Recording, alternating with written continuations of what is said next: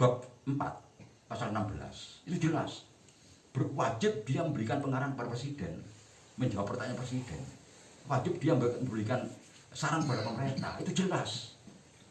Nah ini harus ada sehingga pembangunan ini dikontrol oleh DPA, oleh kekuatan-kekuatan sekarang ada, jangan sampai berubah arah. Nanti diganti lagi, jebol lagi, bangun anyar maneh. Kapan tutuke? Dapur dia harus bersambung, berkelanjutan. Ini seperti halnya Mojopahit. Sejak Kahuripan dipatok terus berlangsung. Tidak pernah pedot ini. Sampai Jenggara, sampai Singosari, sampai Mojopahit, besar Mojopahit itu. Karena bersambung pembangunannya. Nah, selama ini kita, NKRI ini, Bung Karno sudah menata dengan rupa hancur, dirubah oleh Pak Harto. Hancur lagi, dirubah lagi. Kalau terus-menerus begini, nah kita dari apa? Musuh suara dunia, waduh jauh. Jauh sekali, tidak mungkin sudah. Harus berkelanjutan. Acara berkelanjutan ini DPA dihidupkan kembali. Suarakan pada malam hari ini di sini.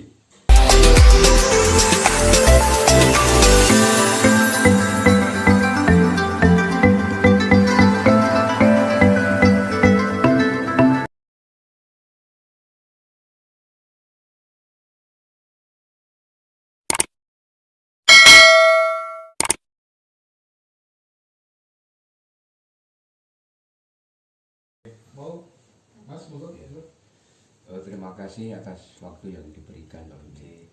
Ini saya ajukan ke Kang Arif. Ya. Tadi kan sudah disinggung mengenai kodrat Nusantara adalah mercusuar dunia. Terus langkah dan cara yang bagaimana, terus dimulai dari mana itu bisa terwujud. Sedangkan manusianya aja, orang Nusantara saja itu gelut tiap hari. Bahkan para habib sendiri itu kan geger sendiri antar habib sampai ke ranah hukum. Terus ada leluhur dirusak. Itu bahkan tiap hari kita lihat di tayangan-tayangan media seperti itu, Pak. Terus apakah bisa kalau manusianya saja orang Nusantara seperti itu kok mercusuar dunia, apa yang diceritakan Nusantara ini terwujud? Bagaimana langkah-langkah yang harus kita lakukan? Pertanyaan yang sangat mening, sangat menurut, dan sangat realistis. Ya, karena mening jadi realistis. Monggo. Memang yang paling dasar dimulai adalah satu, bahwa kita sangat percaya apa yang kita pancarkan. Jadi ada hubungannya antara energi, frekuensi dan vibrasi, kan? Apa yang kita inginkan, apa yang kita kehendaki, keinginan kita kan bahwa Nusantara itu kembali kepada hakikat penciptaannya. Ketika semua jiwa-jiwa ini berkeinginan itu, otomatis vibrasinya memancar ke alam semesta yang ditangkap dan kemudian disebarkan ke sesamanya, ditangkap oleh yang sejiwa. Jadi bahasa saya ditangkap yang sejiwa. Cara-caranya itu memang alamiah. Ketika vibrasi itu semakin kuat dipancarkan oleh bahasa saya pun jiwa-jiwa yang menjiwai jiwa Pancasila. Itu akan saling menangkap, saling kuat, saling mengkristal, saling memampatkan. Jalan itu akan terbuka.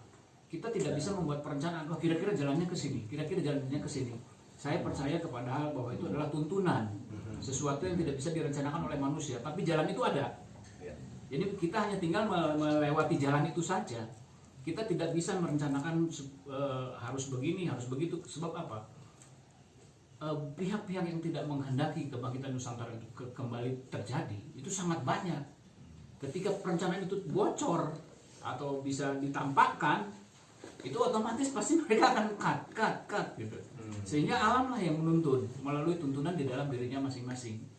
Jadi persis seperti ajaran tadi tidak bisa dibukukan, tapi di dalam dirinya masing-masing nanti semua tertuntun.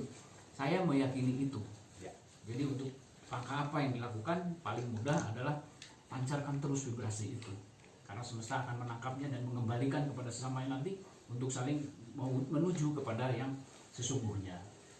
Demikian mungkin dari saya. Ya, jadi bahwa sarasehan budaya Nusantara Wening Manunggal tiada lain adalah upaya untuk memancarkan vibrasi kejernihan, sehingga di mana seluruh anak bangsa ini dengan latar belakang yang berbeda itu tertuntun untuk senantiasa rukun, harmoni, konstruktif, positif, sinergis membangun dengan kesadaran yang lebih tinggi. Inilah yang kita mengalir, ya. Wening itu karakter air, ya. Sebagaimana Malang Raya kami sebut sebagai mata air peradaban Jawa Nusantara, karena dari sinilah asal usul dari seluruh kisah-kisah kerajaan maupun secara geografis juga penuh dengan mata air, sehingga suasana atmosfer mata air yang jernih yang kemudian mengalir terus menuju kepada samudra kesadaran kesatuan kemanunggalan itu akan terus terwujud, ya. Jadi termasuk kita semua berkumpul di sini adalah ketertuntunan, ya. Ketertuntunan oleh Gusti dan patut kita syukuri. Termasuk pertanyaan-pertanyaan luar biasa yang muncul dari para sederek saudara-saudari Nusantara terkasih semua. Ya, monggo. Mungkin masih ada lagi, dipersilakan. Nggak dipersilakan menjawab yang lain. Iya, iya. Oh, Mbak, monggo. Iya, Monggo, Bang, monggo.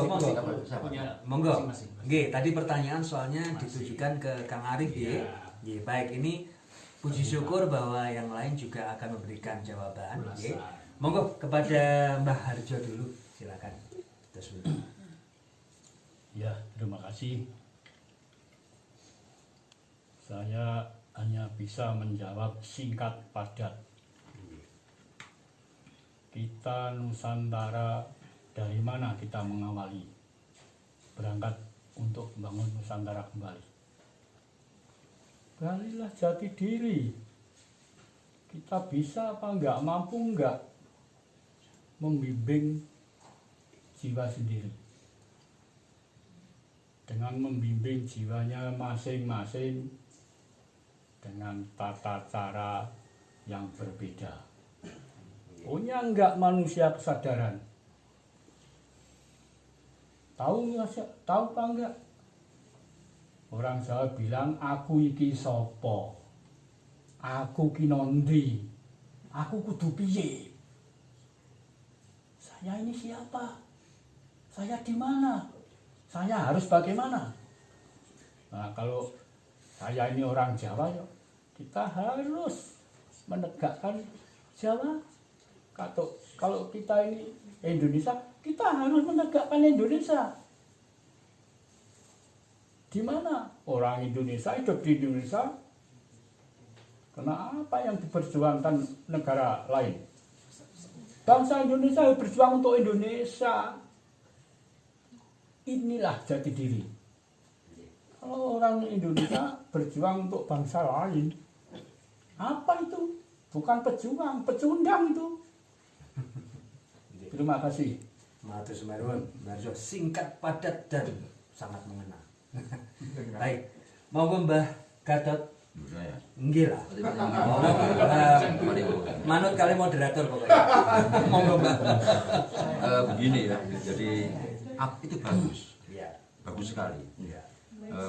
Mercusuar dunia itu apa sih? Mercusuar itu kan petunjuk yang di pelabuhan. Jadi suar. Jadi kapal untuk itu diberi petunjuk supaya tidak kesasar. Untuk masuk keluar masuk pelabuhan kalau malam.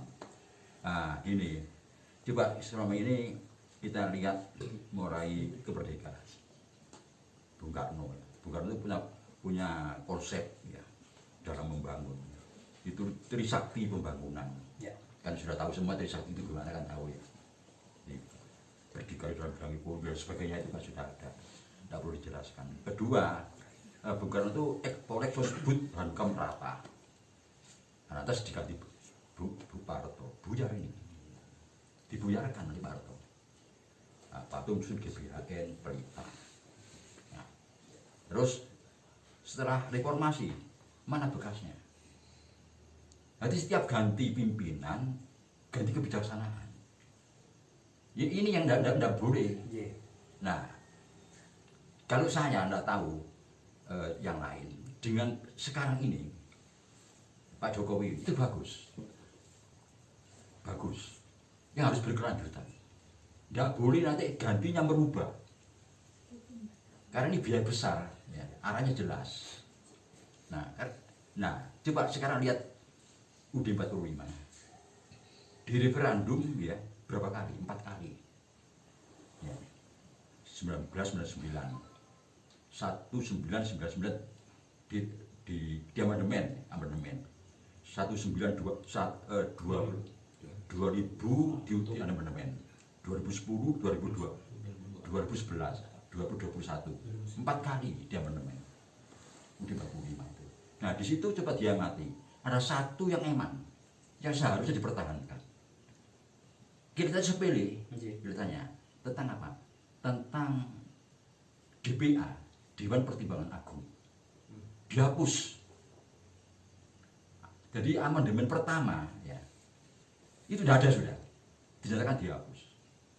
Loh, padahal ini penting. Coba sekarang Mojopahit ya menjadi negara besar, superpower dengan pertahanan yang kuat, mampu pertahanan yang kuat. Dari mana? Lewat jalur apa? Mojopahit itu. Apa lewat Ngebodupo? Apa lewat spiritual? Bukan. Iptek kan. Ilmu pengetahuan dan teknologi sains pasti sudah itu. Nah dari mana ilmu pengetahuannya itu? Dimulai dari Erlangga. Makanya Erlangga itu setelah menjadi maharaja, beliau lengser, beliau diangkat sebagai guru besar, profesor doktor. Ya. Makanya di dalam pengabdian Erlangga setelah wafat itu dipatungkan dengan diberi nama Biseka Sri Aji Paduka Buku Sang Pirata Gandraning Bawana. Itu nama gelarnya Erlangga. Gandraning Bawana ini apa? Pelindung jagat. Nah, pelindung jagat ini apa? Kalau menurut Profesor Dr. Samud Mulyono itu Betara Guru, artinya guru besar. Beliau mengajar kepada penerusnya, termasuk rajanya sendiri, penggantinya diajar sama dia. Nah, berarti DPA dia itu, Dewan Pertimbangan Agung. Nah, ayo berkelanjutan terus, setiap raja itu lengser pasti dari guru besar mengajar generasi berikutnya supaya ini bersambung pembangunan ini. Nah, ini harus kita suarakan lewat ini. Pertemuan ini harus kita suarakan itu. Dibangun kembali DPA itu.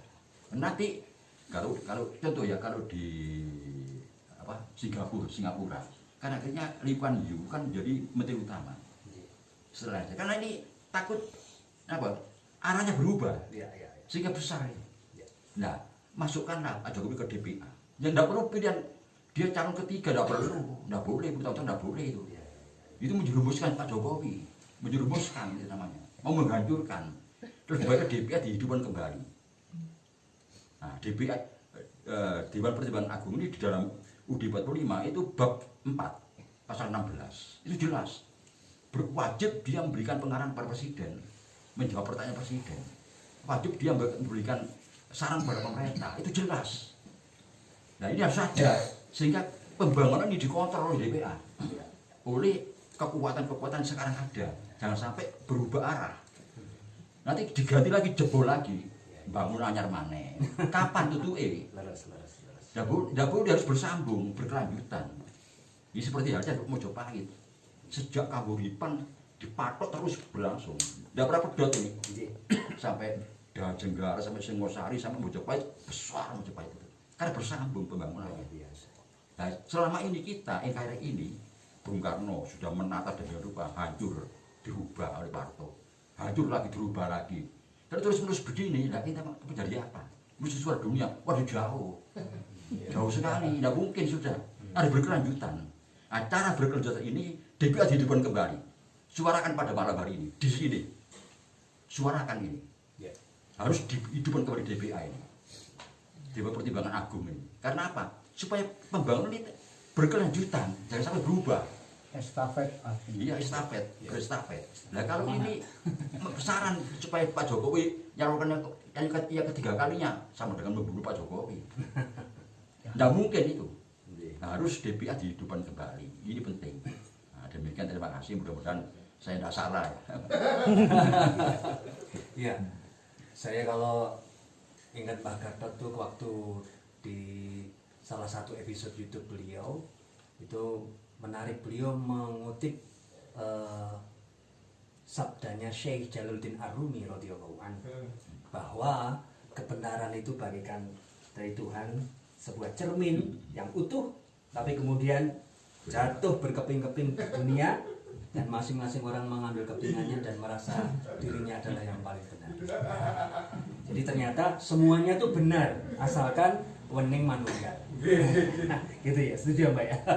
Tapi yang jelas memang bahwa kita lihat bangsa-bangsa besar ya tidak melihat kepada orientasi nilainya, tetapi pada sikap perilaku itu kita bisa sesungguhnya meniru kedewasaan politik dari Amerika misalnya, yang mereka itu dari sisi keberlanjutan sustainable-nya itu memang mereka dewasa karena ada kedewasaan. Nah, muncul kedewasaan karena ada keweningan.